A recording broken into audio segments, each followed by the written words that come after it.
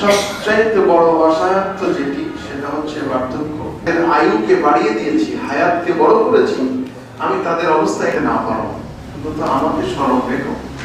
এই জন্য দুঃখ থেকে, কৃপণতা থেকে আর কবে আমরা মানুষ মাত্রই ভুল হয়েছে, আমরা করেছি। আলী বান্দির জন্য আমরা দোয়া করবো, আল্লাহ তাআলার জন্য তাকে দোয়া কবুলের জন্য দুইটা শর্ত থাকে। যে প্রথম শর্ত, তেলাওয়াত করে আল্লাহর কাছে দোয়া করা হয় কোনো ব্যাপারে, নবীজি বলেছেন এই দোয়া আল্লাহ ওয়া আলা আলি মুহাম্মাদ আল্লাহুম্মা বারিক আলা মুহাম্মাদ ওয়া আলা হামিদুম মাজিদ সানা ওয়া ইল্লাম তাগফির লানা ওয়া তারহামনা লানাকুনা বা'দা ইয হাদাইতানা ওয়া হাব লানা মিন আল্লাহ বিশেষ সূরা ও আয়াতে কারিমা তেলাওয়াত রব্বুল আলামিন তুমি দয়া করে তাকে জান্নাতের ফেরদৌসে নাও।